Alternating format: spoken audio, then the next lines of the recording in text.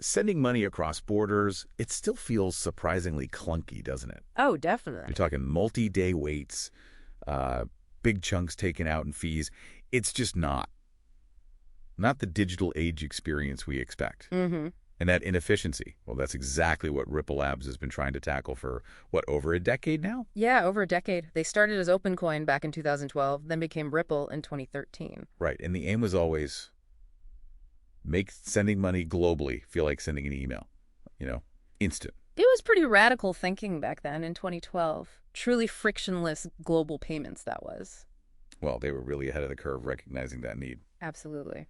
And for this deep dive, we've looked at a whole range of sources, strategic analyses, forecasts, even their patent filings, to really get a grip on Ripple. Yeah, digging deep. So our mission today is basically to unpack their tech, figure out their strengths, their weaknesses, see what opportunities they're chasing, and understand the threats they face.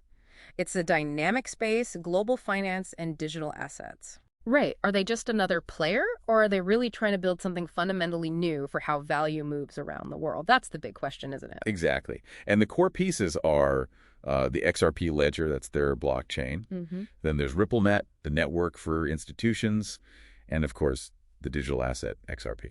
And we should also touch on their newer stuff, like their work with central bank digital currencies, CBDCs, and that new stablecoin, RippleUSD or RLUSD. Definitely. Okay, so let's dive in. What fundamentally is Ripple? Well, at its heart, like you said, it's about making cross-border payments fast and cheap. But what's really interesting is how they've evolved. Mm-hmm. They started with that specific problem, but now the vision's much broader. It's not just cross-border anymore. They're into crypto liquidity and, crucially, building platforms for CBDCs, a multi-product company now. It's like they saw the bigger picture, didn't they? Cross-border payments were just the start. And they've been pretty agile, jumping on new opportunities, especially with CBDCs getting so much attention and institutions needing better crypto liquidity. Precisely. And when you look at their leadership, Brad Garlinghouse is CEO, Chris Larson, David Schwartz, the CTO, John Billage, CFO, Stuart Alderete, the CLO, it's a team that's weathered some serious storms. I mean, that SEC lawsuit. Yeah, that was huge. And it says something that their internal employee sentiment seems pretty positive. High ratings on sales, comparably, that suggests confidence inside the company, which, really helps when you're facing external pressure. It really does. And you've got key people like David Schwartz, the CTO, who's been there a long time, really central to the XRPL tech and the legal team. Stuart Alderete was obviously incredibly important during that SEC fight. That stability and leadership, it's been key to their resilience, I think. Okay, so mission people. Let's get into the technology itself. First, the XRP Ledger, the XRPL. What's the lowdown on that? Okay, think of the XRPL as the base layer, the foundation for everything Ripple does. It's decentralized, open source, a public blockchain, and it's been running nonstop for over 10 years. 10 years, wow. And its efficiency is pretty remarkable. Costs are tiny fractions of a cent per transaction. And it can handle thousands of transactions per second. Thousands. Okay, that's a serious step up from the bottlenecks you see elsewhere. And it's greener too, right? Less energy than proof of work. Exactly. Built for speed, efficiency, sustainability. But it also has some powerful features built right in, like a decentralized exchange, native cross-currency payments, payment channels, multi-sig security, asset tokenization.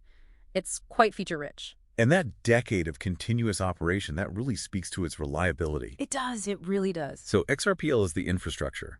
Then there's RippleNet. How does that fit in? So RippleNet is the network that uses that infrastructure. It connects the financial institutions, banks, payment providers, letting them tap into Ripple's tech for those seamless cross-border payments we talked about. That's true. The goal is simple. Faster, cheaper, more efficient than the old correspondent banking system.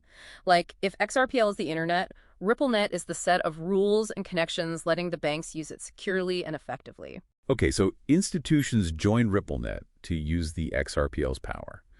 Now, this is where it gets really interesting for me. On-demand liquidity, ODL. Explain that. Right. ODL is where XRP really shines within their system. It uses XRP as a bridge currency. So instead of banks needing to park money in accounts all over the world, those Nostro accounts, ODL lets them buy XRP in one currency and almost instantly sell it for the destination currency, completing the payment in real time. Wow. So ODL isn't just tweaking the old system, it's fundamentally changing it. No more pre-funding those accounts, freeing up potentially billions in capital. Exactly. That's the core idea. Eliminate that friction, free up trapped capital. And ODL needs XRP to function like that, right? It's central. Precisely. Which brings us to XRP itself, the native asset of the XRPL. Yeah, engineered for speed and low cost, acting as that bridge currency, essentially, to move value efficiently across borders. And there's a fixed supply, right? 100 billion pre-mined. Correct. 100 billion created at the start. And now, there's a new piece in the puzzle. RippleUSD, RLUSD. What's the strategy behind adding a stablecoin? Well, it looks like they're moving into the stablecoin arena, US dollar backed, focusing on usability, good user experience, and importantly, compliance. Seems like a strategic play to broaden their appeal and grab some of that growing stablecoin market share. Makes sense. And this is where you see all these pieces starting to work together, The XRPL's features, ODL using XRP, now RLUSD, it feels like they're building a more complete, maybe even self-sufficient financial ecosystem. So XRPL is the rails, XRP is the engine for ODL's cross-border stuff, and RLUSD is like a stable value option right there on the ledger. It sounds like they're aiming for a world where maybe you don't need to rely so much on outside exchanges or liquidity providers. That seems to be the vision, yeah, a more integrated experience, international payments, DeFi, tokenized assets, potentially all happening seamlessly on the XRPL, a unified platform for lots of different financial activities. Okay, groundwork laid. Let's pivot to Ripple's strengths. What gives them an edge? Well, first off, that advanced cross-border payment tech, especially ODL. The speed is just transformative. 3 to 5 seconds for an XRP transaction to settle. Compare that to days with SWIFT sometimes. Days versus seconds. Yeah, and the cost. Fractions of a cent. That's incredibly disruptive compared to legacy systems and even some other blockchains. Think about businesses getting access to capital that used to be locked up in transit or in Nostro accounts. That's huge. It really highlights how inefficient the old ways are. And you mentioned the XRPL scalability and energy efficiency, too, that positions it well for the future, makes it more sustainable.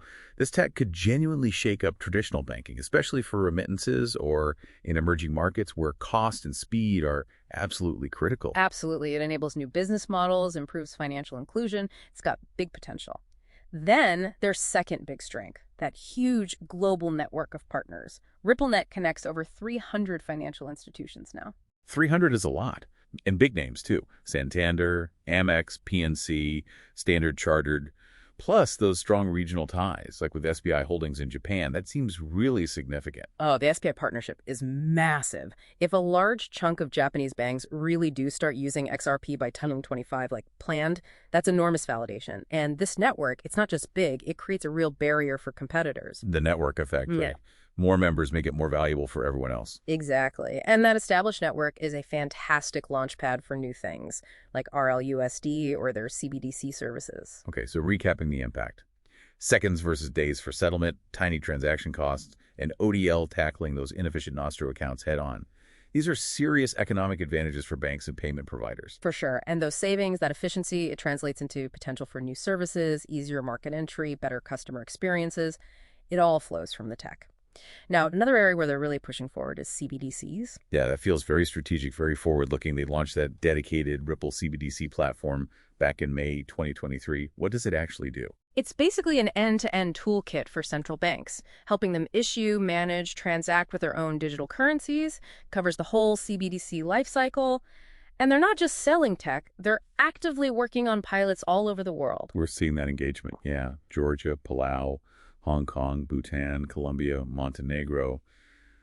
The list keeps growing. And they're involved in things like the Digital Dollar Project here in the U.S., too. Exactly.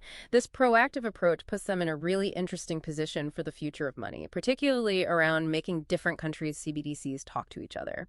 That idea of a network of CBDCs that Ripple could help build, that's a powerful concept. It really could put them right in the middle of how central bank digital currencies interact globally. Now, something maybe less obvious is their IP, their patents. That's a really important, often overlooked strength. They hold 35 patents globally, 15 granted, most still active, mainly filed in the U.S. And these aren't minor things. They protect the core tech behind how they route payments and how ODL works. Could you give an example? What kind of tech are we talking about? Sure. Things like obscured routing, another for network computing system executing programmatic adapters, for asynchronous communication, and critically, one specifically for network computing system implementing on-demand liquidity. That protects the ODL mechanism. So that IP makes it really hard for competitors to just copy what they're doing. A real moat. Definitely. Yeah. And finally, we have to talk about the SEC lawsuit outcome. That hung over them for years. It really did. But that July 2023 ruling XRP, not a security on programmatic sales, that was huge. Then the SEC dropping the appeal in March 2025 and the settlement in May, getting funds back, injunction vacated. Must be a massive relief. It closes a really uncertain and potentially costly chapter. Though it's worth remembering Commissioner Crenshaw's dissent, right? She hinted at maybe a temporary shift at the SEC or regulatory vacuum, suggesting the broader crypto regulation questions aren't necessarily settled industry-wide, even with Ripple's win. Right, a good point. So, a major win for Ripple, but the overall regulatory story for crypto is still being written. Still, those developments have definitely strengthened their hand. Okay, strengths covered. What about the weaknesses? What challenges do they need to tackle? Well, one that keeps coming up is this perception of centralization around XRP itself and Ripple's influence.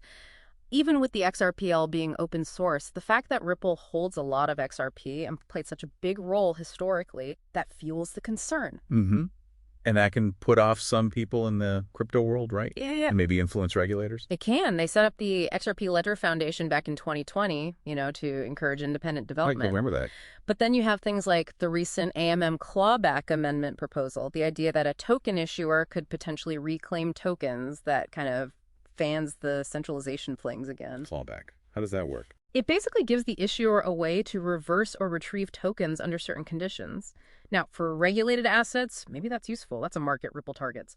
But for pure DeFi folks who believe in immutability, code is law, it's problematic. It creates this tension between Ripple's corporate goals and the sort of hardcore decentralization ideal. I see. Good for regulated stuff, maybe, but clashes with the trustless ethos for others. Okay. What else? The SEC lawsuit, even though resolved favorably, must have left some scars. Oh, absolutely. 4 years is a long time. Reputational hits, partners getting nervous. Remember MoneyGram pausing things back in 2021? Plus the sheer cost, the diverted focus. It all adds up. And even with the U.S. clarity, regulators elsewhere, or maybe a future U.S. administration might still be wary because of that history. Rebuilding that trust globally, showing ongoing compliance. That's a continuous effort. That unregistered securities offering cloud, even partly cleared in the U.S., might linger internationally. Makes sense. Then there's the reliance on XRP itself, right? ODL's success depends on people actually using XRP and its price being somewhat stable. Exactly. And XRP, like much of crypto, has a history of volatility. It's generally seen as less stable than traditional reserve currencies. Research has even pointed to speculative bubbles in its past. That volatility, well, it can make risk-averse institutions think twice about using it as a bridge, even if it's fast. So Ripple's pushing ODL adoption, but they're still tied to XRP's market dynamics. They are. And maybe, just maybe, RLUSD is partly a strategy to offer a stable alternative for some on-ledger value movement, reducing that direct dependency on XRP's price swings for everything. Interesting angle. Now, something else that came up was security vulnerabilities, but not on the core ledger. Right. This is a key risk area. Back in April 2025, there was an incident with XRPL.js. That's a popular JavaScript library for interacting with the ledger. Malicious code got injected. Oh, what happened? It targeted users' private keys. Turns out, a Ripple employee's account on NPM, the package manager for JavaScript, got compromised via phishing. The core XRPL was fine, but it hit the ecosystem around it. That sounds scary. Shows the risk isn't just the blockchain itself. Precisely. Ripple and the XRPL Foundation reacted, quickly deprecated the bad packages, released secure ones, boosted security like requiring 2FA on npmjs.com. But it's a stark reminder about software supply chain risks, third-party dependencies. As the ecosystem grows, keeping everything secure is a massive ongoing challenge. Definitely. And finally, competition. It's fierce out there, isn't it? It really is. You've got Swift, the big incumbent, who isn't just sitting back. They're modernizing with Swift GPI, trying to address the same pain points Ripple targets. So Swift's fighting back. Yeah. And then you have tons of other blockchain projects, fintechs, all vying for a piece of the cross-border payments pie or the broader digital asset space. Innovation is happening incredibly fast. It's crowded. And Ripple's focus on regulated institutions. That's a differentiator, but doesn't limit their appeal elsewhere, like in the pure crypto or DeFi space. It could, yeah. It means they really have to keep hammering home their specific value proposition against both the old guard like Swift and all these newer DLT alternatives, especially as they add more features to the XOPL itself. Makes sense. Okay. Okay, let's flip to the opportunities then. Where's the upside?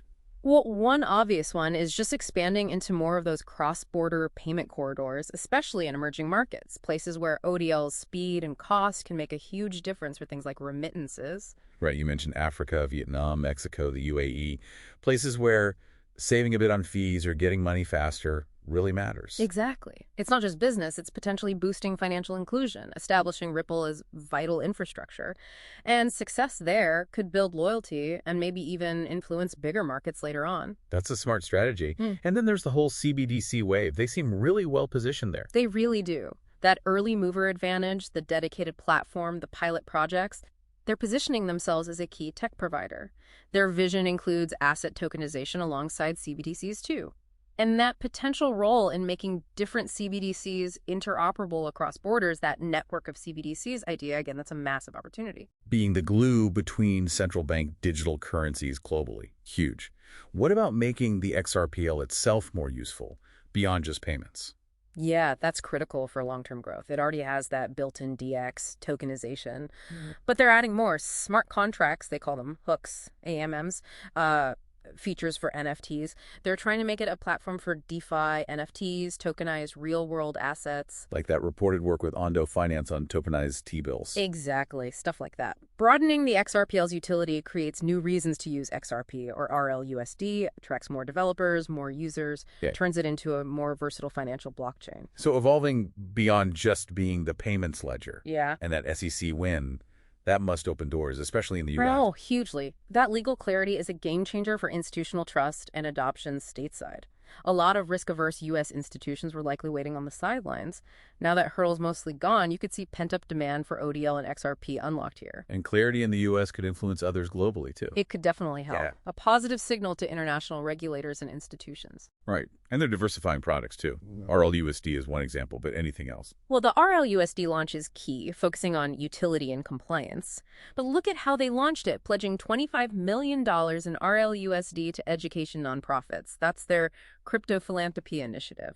That's interesting, using philanthropy to drive adoption. Yeah, it's a smart way to get RUSD out there, show real-world use cases right away, and build some goodwill. Combining product innovation with practical applications like that can really help drive acceptance. Very clever.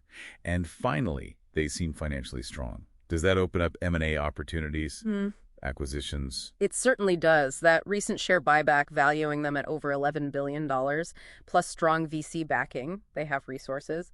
The reported deal to buy prime broker Hidden Road for $1.25 billion. That's a huge move. Wow, yeah. Acquisitions like that can let them quickly grab new tech, talent, customers, licenses, bolt-on capabilities. I wouldn't be surprised to see more M&A from them. It could really reshape their business pretty significantly. Lots of potential growth paths. But let's balance that with the threats. What are the big risks they need to watch out for? Okay, number one has to be the regulatory landscape. It's still evolving, still fragmented globally. Even with the U.S. progress, rules differ everywhere, and they keep changing. And that favorable U.S. environment might not last forever, right? Exactly. Plus, you have international bodies like FATF setting standards. Navigating this global maze of rules is complex, expensive, and an ongoing headache.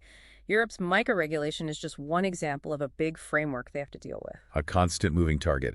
And competition isn't going away either. Not at all. Swift is modernizing. Remember Swift GPI? They're directly addressing some of the same issues. And countless other DLT projects and fintechs are innovating like crazy. So pressure from the old guard and the new challengers. Right. Ripple needs to keep innovating fast to stay ahead and keep proving why their solution is better, especially as the XRPL adds more DeFi-like features. They need to be clear on their unique selling points. Makes sense. And we talked about volatility before, but the whole crypto market's ups and downs. That's a threat too. A major one for ODL adoption. Those wild price swings in the broader market make institutions nervous about using XRP as that bridge, even for a few seconds. XRP's price tends to move with the general crypto market sentiment, so Ripple's vulnerable to downturns or scandals elsewhere in the industry.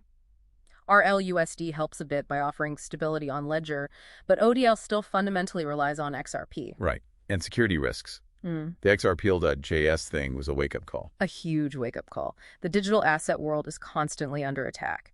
That incident showed vulnerabilities can exist anywhere in the ecosystem, not just the core code. And as Ripple gets into CBDCs, more DeFi, the attack surface just gets bigger. They need massive, continuous investment in security audits, defenses, developer education, incident response. It's non-negotiable. A constant battle. What about just perception? Public and institutional views on crypto. Yeah, that matters too. Ripple's fortunes are partly tied to how crypto is viewed overall, and that perception can swing wildly. XRP itself still carries some baggage from the lawsuit and those centralization concerns. You even see parts of the Bitcoin community actively opposing it sometimes. The whole industry goes through hype cycles, then crashes or scandals hit, and everyone gets painted with the same brush. So Ripple needs constant, proactive reputation management, emphasizing transparency, compliance, security, real utility. So, trying to stand out positively amidst the noise. And one last thing, geopolitics, given their global focus. Absolutely critical. Cross-border payments, CBDCs, that puts them right in the path of geopolitical shifts. Sanctions, trade wars, conflicts, changing power dynamics, all that stuff can impact financial flows and tech adoption. So their tech could be a solution in some scenarios, like de-dollarization, but also a target. Potentially, yes. And sanctions could obviously restrict where they operate. Partnering directly with central banks automatically places them at that intersection of finance, tech, and international politics. They're exposed to global instability in a very direct way. Okay, a lot to navigate there. So wrapping up, it feels like Ripple has genuinely powerful technology, a growing network, and that SEC resolution was a massive boost, especially in the U.S., but they're still operating in the super complex world. Ongoing regulatory hurdles, fierce competition, market volatility, perception issues. Yeah, it's a dynamic picture. Considering how Ripple is engaging more and more with both traditional finance and these newer digital asset classes, it makes you wonder, how might their role change if things like decentralized governance start getting adopted more widely by traditional institutions themselves? Could Ripple become some kind of unexpected bridge between those worlds? That's a fascinating thought. And for you listening, thinking about all this, the stability, the volatility in digital assets, what kind of long-term strategies do banks and financial institutions need when they're looking at tech like Ripple's? How do they evaluate integrating it? Definitely something to chew on.